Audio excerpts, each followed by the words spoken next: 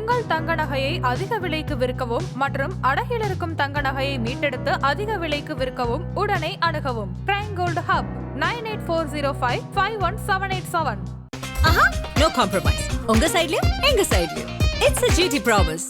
GT Holidays, South India's #1 travel brand. முந்திரி திராட்சை முழுசா இருக்கு. ஆச்சி பாயாசம் மிக்ஸ், ஒன்று வாங்கினால் ஒன்று இலவசம். நேயர்களுக்கு அன்பு வணக்கம். மிக முக்கியமான ஒரு காணொளி இது. அதற்கு காரணம் இந்தியா வரும் காலங்களில் சந்திக்க போற மிக முக்கியமான ஒரு நெருக்கடி. நம்ம இப்போ எந்த அளவுக்கு ஒரு நெருக்கடியான காலகட்டத்தில் இருக்கும், வரப்போற நாட்கள் நமக்கு எத்தகைய ஒரு சவாலாக இருக்க போகுது அப்படிங்கிறதுக்கான மிக முக்கியமான ஒரு விஷயம் தான் இந்த காணொளி. இதுல நம்ம எங்கிருந்து தொடங்கணும் அப்படின்னா, வங்கதேசத்துல இன்னைக்கு நடந்துட்டு இருக்கக்கூடிய விஷயங்கள், குறிப்பாக அமெரிக்காவுடைய கொத்தடிமையாக இருக்கக்கூடிய அந்த யூனஸ் அப்படிங்கிற நபர் அங்கே ஆட்சி செஞ்சுட்டு இருக்கக்கூடிய லட்சணம், அதுக்கப்புறம் இந்தியாவை தொடர்ச்சியாக சீண்டக்கூடிய விதம், இது எல்லாமே வங்கதேசத்துக்கும் இந்தியாவுக்கும் போர் வருமா அப்படிங்கிற ஒரு சூழலை ஏற்படுத்தி இருக்கிறது. ஆனால் இது எப்படி ஏற்படுது அப்படிங்கிறத நம்ம பின்னணிலிருந்து பார்க்கும்போது, யூனஸ் யாருடைய ஒரு ஏஜென்ட்டு? அமெரிக்காவுடைய ஏஜென்ட். அப்போது வங்கதேசத்துக்கும் இந்தியாவுக்கும் போர் வர வேண்டும் அப்படின்ட்டு அமெரிக்கா நினைக்குதா அப்படிங்கிற ஒரு கேள்வி இருக்கு. இப்போ இந்த கேள்விக்கான விடை தான் நம்ம ரொம்ப தெளிவாக பார்க்க போகிறோம். சிஐஏ அப்படிங்கிற அமெரிக்காவுடைய உளவு அமைப்பு. அமெரிக்கா ஆட்சி அதிகாரத்தில் இருக்க யார் இருந்தாலும் அவங்களுடைய மனநிலை என்ன, அவங்க அடுத்த கட்டமாக என்ன செய்யணும்னு நினைக்கிறாங்க, இந்த உலகத்தில் எந்த நாட்டில் என்ன மாற்றத்தை அவங்க கொண்டு வரணும்னு நினைக்கிறாங்க அப்படிங்கிறத சக்ஸஸ்ஃபுல்லாக செயல்படுத்தக்கூடியது தான் இந்த சிஐஏ அப்படிங்கிற இந்த உளவு அமைப்பு. தங்களுக்கு ஒரு விஷயம் வேணும் அப்படின்னா எந்த எல்லைக்கும் போய் அதை செய்யக்கூடிய ஒரு உளவு அமைப்பு. இதுல மிக முக்கியமான ஒரு விஷயம் இப்போ வெளியே இருக்கு. 1962 இந்தியாவுக்கும் சைனாவுக்கும் இடையில மிகப்பெரிய ஒரு போர் மூண்டது. அந்த போர்ல இந்தியா தோற்றது.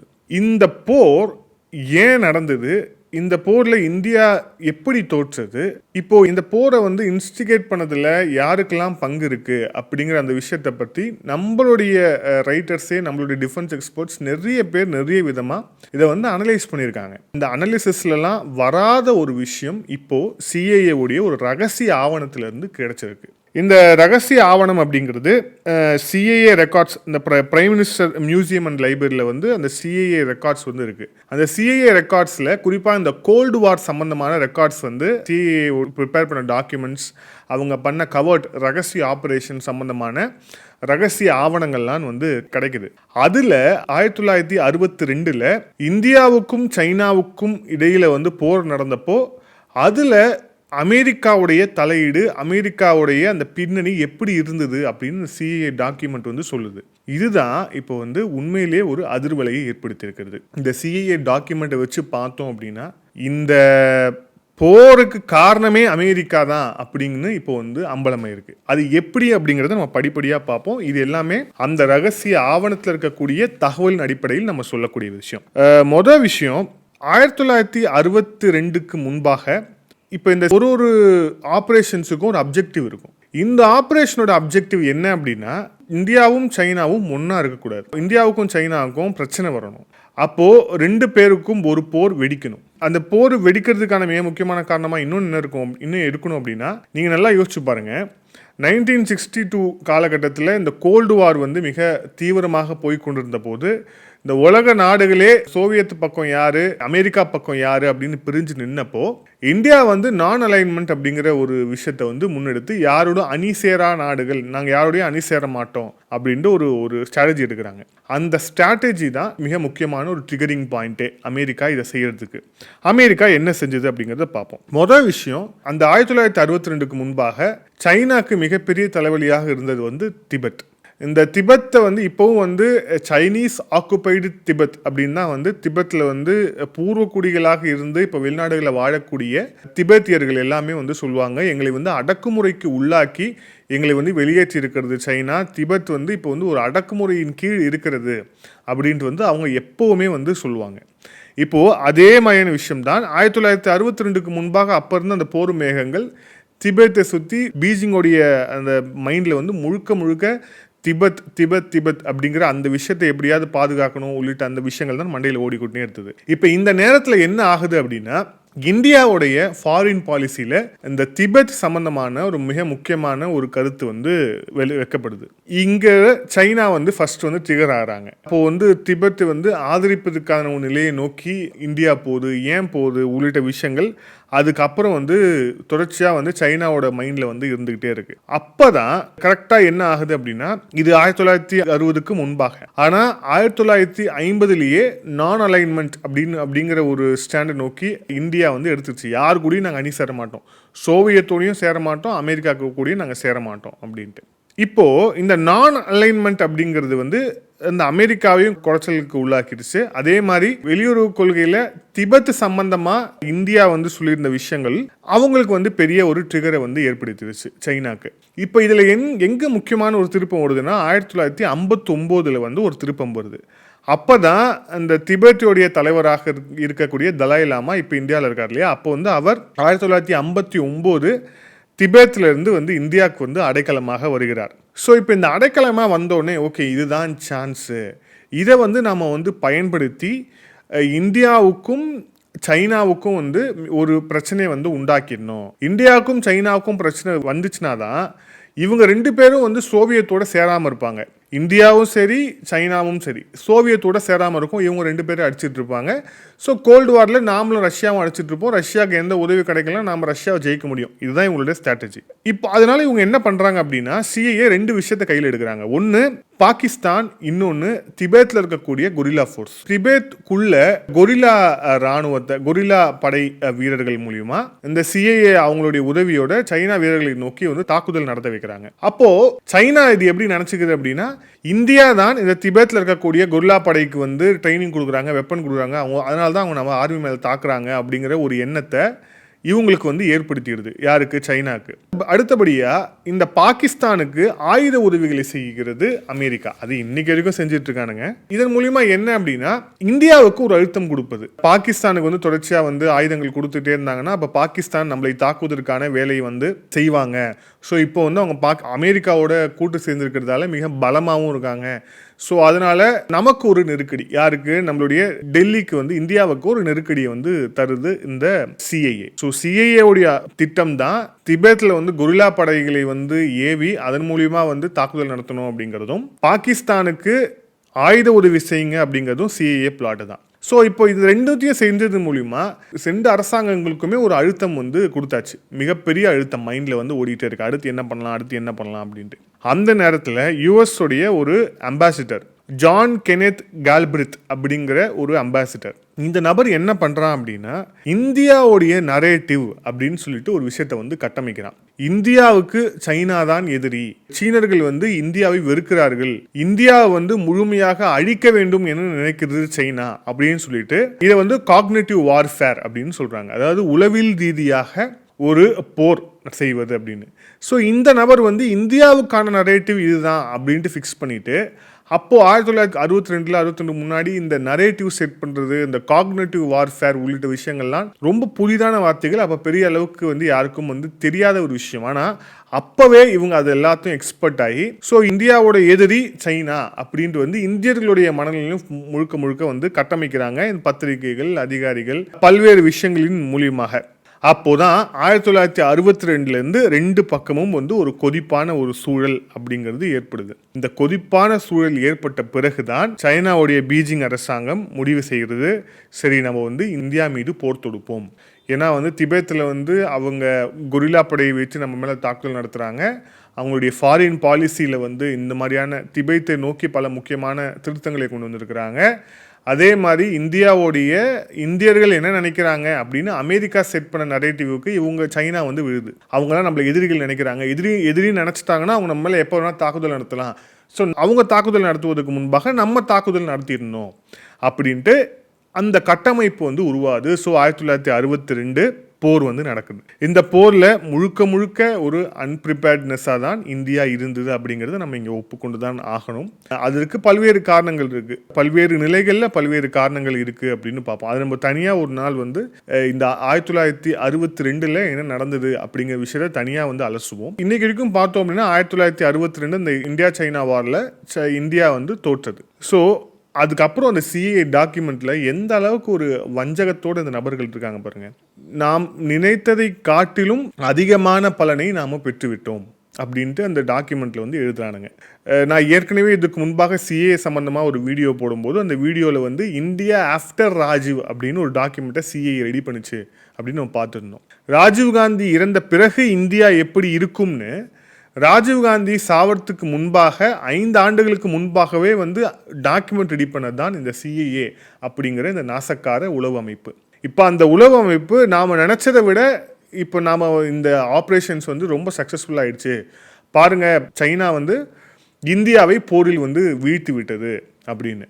அதன் தொடர்ச்சியாக இவங்களுக்கு எங்கே அந்த வெற்றி கிடைக்குது அப்படின்னா, அப்போ நம்மளுடைய பிரதமராக இருந்த பண்டிட் ஜவஹர்லால் நேரு அவர்கள் இந்த போரில் நாம் தோற்ற பிறகு அமெரிக்கா கிட்டேயே வந்து ஆயுத உதவி வாங்குறார்.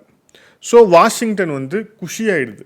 ஸோ அந்த சிஏஏவுடைய ஆப்ரேஷன் அப்படிங்கிறது எந்த அளவுக்கு சக்ஸஸ்ஃபுல்லாக இருக்குது பாருங்கள், எந்த அணிலும் நாங்கள் இருக்க மாட்டோம், அணி சாரா நாடுகளில் நாங்கள் இருப்போம் அப்படின்னு சொல்லிட்டு இருந்த இந்தியா இப்போ நம்மக்கிட்ட வந்து ஆயுத உதவி கேட்குறாங்க அப்படின்னா அப்போ இது நம்மளுடைய வெற்றி வெற்றி வெற்றி அப்படின்னு சொல்லிட்டு பண்ணாங்க. ஸோ இதிலிருந்து நம்ம தெரிஞ்சுக்கூடிய விஷயம் என்ன அப்படின்னா, இந்த சிஐஏ அப்படிங்கிற இந்த நாசக்கார உளவு அமைப்பு எந்த எல்லைக்கு போகும் அப்படிங்கிறதுக்கான மிக முக்கியமான காரணம் எவ்வளவு பெரிய சேதம், 2 பக்கத்துலேயும் எவ்வளவு உயிரிழப்புகள், நம்மளுடைய இராணுவத்திற்கு எத்தகைய ஒரு பாதிப்பு, நம்மளுடைய இராணுவ வீரர்கள் எத்தனை பேர் கொல்லப்பட்டார்கள், இந்த அத்தனை கொடூரங்களுக்கும் சாட்சியாக காரணமாக இருந்தது சிஐஏ என்கிற இந்த உளவு அமைப்பு தான். இது அவர்களுடைய ஒரு டாக்குமெண்ட் மூலியமாகவே இப்போ வந்து வெளியாகிருக்கு. ஸோ இப்போ நம்ம சொல்ல வர விஷயம் என்ன அப்படின்னா, இதே அமெரிக்கா தான் இப்போது பங்களாதேஷில் உட்கார்ந்துக்கிட்டு வேலைகளை பண்ணிகிட்டு இருக்கிறாங்க. ஸோ 3 ஃப்ரண்ட் வார் வரும் அப்படிங்கிற சூழல் வந்து ஏற்கனவே இந்தியாவை நோக்கி ஏற்பட்டிருக்கக்கூடிய இந்த சூழலில் இப்போ மீண்டும் இதை செய்யறதுக்கான பணிகளை அமெரிக்கா செய்யுமா அப்படிங்கிற ஒரு கேள்வி இருக்குது. ஏன்னா இப்போ அவங்க எந்த திட்டத்தை நோக்கி நகர்றாங்கங்கிறது மிக தெளிவாக தெரியுது. அதில் வங்கதேசம் அப்படிங்கிறது அவங்களுடைய மிக முக்கியமான ஒரு அசைன்மெண்ட். அந்த அசைன்மெண்ட் மூலிமா அடுத்து அவங்க என்ன பண்ண போகிறாங்க அப்படிங்கிறத நம்ம வந்து பொறுத்திருந்து பார்க்க வேண்டிய ஒரு சூழல் அப்படிங்கிறது இருக்குது. இதை இவங்க இன்னும் இன்டென்சிஃபை பண்ணுறதுக்கான ரீசன் அவங்களுக்கு என்னென்னா SCO சப்மிட். அந்த SCO சப்மிட்டில் ரஷ்யாவுடைய அதிபர் புதின், சைனாவுடைய அதிபர் ஷி ஜின்பிங், நம்மளுடைய பிரதமர் மோடி அவர்கள் 3 பேரும் அந்த காமிச்ச அந்த சால்டாரிட்டி, அந்த நட்பு இருக்கு இல்லையா, இது உண்மையிலேயே அமெரிக்காவை வந்து பயங்கரமாக டிஸ்டர்ப் பண்ணியிருக்கோம். ஸோ மீண்டும் இந்த மாதிரியான ஒரு குற்றக்குழப்பத்தில் ஈடுபடணும் அப்படின்னு மிக நிச்சயமாக அமெரிக்காவுடைய உளவு அமைப்பு மிக நிச்சயமாக திட்டமிடும். அந்த திட்டம் இப்போ நம்ம இந்த வீடியோ ரெக்கார்ட் பண்ணிட்டு இருக்கும்போது அதை செயல்படுத்தி கொண்டு இருக்கும் அப்படிங்கிறத நம்ம இங்கே வந்து புரிஞ்சுக்கணும். ஆனால் இது எல்லாத்தையும் கடந்து நம்மளுடைய உளவு அமைப்பு, குறிப்பாக நம்மளுடைய உளவு அமைப்பாக இருக்கக்கூடிய இது எல்லாத்தையுமே மேற்பார்வை செய்யும் அப்படிங்கிற அந்த ஒரு விஷயத்தை வந்து நம்ம வந்து மிக தெளிவாக வந்து பார்க்கலாம். அதே மாதிரி இந்த பழைய இந்தியா என்று நினைத்து கொண்டு இந்த அமெரிக்கா ஆட்டம் போடும் பட்சத்தில் அவர்களுடைய கொட்டத்தை எப்படி அடக்க வேண்டும் அப்படிங்கிறதும், குறிப்பாக இப்போ இந்த டேரிஃப் போட்டு நான் வந்து 50% போடுவேன் 60% போடுவேன்னு சொல்லிட்டு பண்ண ஒன்றுமே எடுபடலை. இவங்களுடைய பருப்பு அப்படிங்கிறது எந்த இடத்துலையுமே வேகவே இல்லை, ஒன்றுமே இவங்களால் கிழிக்க முடியல அப்படிங்கிறதான் தெளிவாக சொல்ல முடியும். ஸோ இந்த விஷயத்தில் அவங்க ஏதாவது பண்ணாலும் அதை எப்படி எதிர்கொள்ளணும் அப்படிங்கிறத பார்ப்போம். இந்த பதிவோட இறுதியாக இதுவும் மிக முக்கியமான ஒரு விஷயம்தான். ஏன்னா நம்மளுடைய இராணுவத்தை சேர்ந்த அதிகாரிகளும் இதில் இருக்கிறாங்க அப்படிங்கிறதால இந்த செய்தியை வந்து நம்ம வந்து பதிவு பண்ணுறோம். இது வந்து நம்மளுடைய பிரதான எதிர்க்கட்சி தலைவராக கூடிய ராகுல் காந்தி அவர்களுக்கு எதிராக கிட்டத்தட்ட ஒரு குரூப் ஆஃப் எமினன்ட் சிட்டிசன்ஸ் 272 பேர், அதில் வந்து கிட்டத்தட்ட பார்த்தீங்கன்னா 16 ஃபார்மர் ஜட்ஜஸ்ஸு, அப்புறம் வந்து 123 bureaucrats, 133 retired army force officers, கிட்டத்தட்ட 133 பேர். அவங்க தான் வந்து இதில் வந்து ஜாஸ்தியாக இருக்கிறாங்க. இவங்க எல்லாம் சேர்ந்து ராகுல் காந்தி அவர்களுக்கு ஒரு கடிதம் எழுதியிருக்கிறாங்க. அந்த கடிதத்தில் அவங்க என்ன சொல்லியிருக்காங்கன்னா, stop using institutions as a political punching bags. உங்களுடைய அரசியலுக்காக அரசமைப்பு ஒரு ஸ்தாபனமாக இருக்கக்கூடிய விஷயங்களை தயவு செய்து அழுத்தாதீங்க, தயவு செய்து அதை உங்களுடைய அரசியலுக்காக பயன்படுத்தாதீங்க அப்படின்ட்டு அவங்க சொல்லியிருக்கிறாங்க. அதில் மிக முக்கியமாக அவங்க சொல்லியிருக்கக்கூடிய விஷயங்கள் என்னென்னா, the assault on national constitutional authorities. National constitutional authorities அப்படிங்கிறது இந்த அரசமைப்பை காப்பாற்றக்கூடிய அந்த அரசமைப்புக்கு மிக முக்கியமான ஒரு இடத்தை கொடுக்கக்கூடிய ஒரு ஸ்தாபனமாக இருக்கும். அதில் நீங்கள் தாக்குதல் நடத்துவதன் மூலியமா அதன் மீது தேவையில்லாத பொய்யான ஆதாரமற்ற குற்றச்சாட்டுகளை முன்வைப்பதன் மூலியமா இதன் மீதான நம்பிக்கை மக்களுக்கு போகும் அப்படிங்கிறதான் அவங்களுடைய ஒரு கருத்தா இருக்கு. இவங்க எல்லாருமே அரசாங்க கட்டமைப்புல ஏதோ ஒரு இடத்துல ஏதோ ஒரு காலத்துல இருந்தவங்க. இவங்களுக்கு மக்கள் என்ன யோசிப்பாங்க அப்படிங்கிறதும் தெரியும். மக்களிடம் சென்று சேரக்கூடிய விஷயங்கள் எந்த மாதிரியான ஒரு விளைவை அந்த நாட்டுக்கு ஏற்படுத்தும் அப்படிங்கிறதும் தெரியும். அந்த விளைவு ஏற்படுத்தக்கூடிய அச்சம்தான் இவர்களை இப்போ இந்த மாதிரி ராகுல் காந்திக்கு அகைன்ஸ்டா ஒரு அறிக்கை வெளியிட காரணமாக அமைந்திருக்கிறது. இதுல அவங்க ரெண்டு விஷயம் சொல்றாங்க. ஒன்னு, எலெக்ஷன் கமிஷன் மீது தொடர்ச்சியான பொய் புகார் சொல்லி அப்ப இந்தியாவில் நடக்கக்கூடிய எல்லா தேர்தலுமே விலைக்கு தான் வாங்கப்படுதா, அப்ப இந்தியாவில் தேர்தல் எல்லாமே ஒழுங்கா நடக்கலையா, அப்போ மக்களால் தேர்ந்தெடுக்கப்பட்ட ஒரு ஆட்சியாளர்கள் இங்க வரலையா, மக்கள் தேர்ந்தெடுக்காத யாரோ தான் இங்க ஆட்சியாளர்களா இருக்கிறாங்களா அப்படிங்கிற ஒரு விமர்சனத்தை அப்படிங்கிற ஒரு குழப்பத்தை மக்கள் மத்தியில் ஏற்படுத்தக்கூடும். உண்மையிலேயே அந்த விமர்சனம் அந்த குற்றச்சாட்டு அப்படிங்கிறது ஆதாரப்பூர்வமா இருந்துச்சு அப்படின்னா நம்ம நாட்டில் இன்னமும் நீதிமன்றங்கள் இருக்கு. நீதிமன்றத்தின் மூலியமாக தெளிவு பெற்று தண்டனை பெறுவதற்கான வழிவகையும் இங்கேயே இருக்கு. ஆனா அதெல்லாம் செய்யாம வெறும் இந்த அலிகேஷன்ஸை மட்டும் பத்திரிகைகளுக்கு மத்தியில் சோசியல் மீடியாவில் பரப்புறது மூலிமா மக்கள் மத்தியில் ஒரு குழப்பம் ஏற்படும் அப்படின்ட்டு சொல்கிறாங்க. ரெண்டாவது, எஸ்ஐஆர் தொடர்பானது. எஸ்ஐஆர் நம்ம தொடர்ச்சியாக தமிழகத்தையே பார்த்துட்டு இருக்கோம். இங்கே இருக்கக்கூடிய ஆளுங்கட்சி இதை எப்படி விமர்சிச்சுட்டு இருக்காங்க அப்படிங்கிறத நம்ம பார்க்குறோம். இன்னொரு பக்கம் இந்த எஸ்ஐஆர் அப்படிங்கிறது ஒரு ரொட்டீனான ப்ராக்டிஸ், அதாவது வாக்காளர் திருத்தத்தில் இருக்கக்கூடிய ஒரு ரொட்டீனான ப்ராக்டிஸ். இதுக்கு முன்னாடி 2002 நடந்தது, அதுக்கு முன்னாடி நடந்திருக்கு. ஸோ ரொட்டீனான ப்ராக்டிஸ் நடக்கக்கூடிய ஒரு விஷயம் தான். இதையும் கேள்வி கேட்பதன் மூலியமா இந்த மக்களுக்கு இந்த ஸ்தாபனங்களின் மேல் இருக்கக்கூடிய நம்பிக்கை, அதுக்கப்புறம் தேர்தல் மீது இருக்கக்கூடிய நம்பிக்கை. ஏன்னா மக்களுக்கு தேர்தல் மீதான நம்பிக்கை இருக்கிற வரைக்கும் தான் அந்த நாட்டில் ஜனநாயகம் அப்படிங்கிறது நிலைத்திருக்கும். எப்போ அந்த மக்களுக்கு தேர்தல் மீதான நம்பிக்கை குலைகிறதோ அந்த நாடும் குலைந்துவிடும். அதற்கு ரொம்ப தெளிவான எக்ஸாம்பிள் அப்படிங்கிறது வங்கதேசமா இருக்கலாம், ஸ்ரீலங்கா இருக்கலாம், நேபாளா இருக்கலாம். எல்லாத்துலயுமே இந்த ஜென்சி அப்படிங்கிற பேர்ல திடீர்னு ராத்திரியோட ராத்திரியா விழுந்தடிச்சு உருவாகக்கூடிய இந்த புரட்சியாளர்களுடைய பின்னணியில் இருக்கக்கூடிய விஷயங்கள், அவங்க மைண்ட்ல கூடிய விஷயங்கள் என்ன அப்படின்னா, நம்ம நாட்டில் அரசியல்வாதிகள் சரியில்லை, ஏன்னா நம்ம தேர்ந்தெடுக்கப்பட்டவர்கள் யாருமே இல்லை, நம்மளால தேர்ந்தெடுக்கவே முடியல அப்படிங்கிற அந்த மனநிலை தான். அந்த மனநிலையை இந்தியர்கள் மீது திணிக்காதீர்கள், இந்தியர்களுக்கு ஏற்படுத்தாதீர்கள் அப்படிங்கிறது தான் இந்த அதிகாரிகளுடைய கன்சர்ன்ஸாக இருக்குது. நம்மளுடைய மிக முக்கியமான ஒரு கோரிக்கையும் அதுதான். பிரதான எதிர்க்கட்சி தலைவராக மரியாதைக்குரிய ராகுல் காந்தி அவர்கள் நியாயமான ஒரு விமர்சனங்களை வைக்கவும், குற்றச்சாட்டுகளை வைக்கவும், மக்களுக்காக பேசவும் அவருக்கு எல்லா உரிமையும் இருக்கிறது.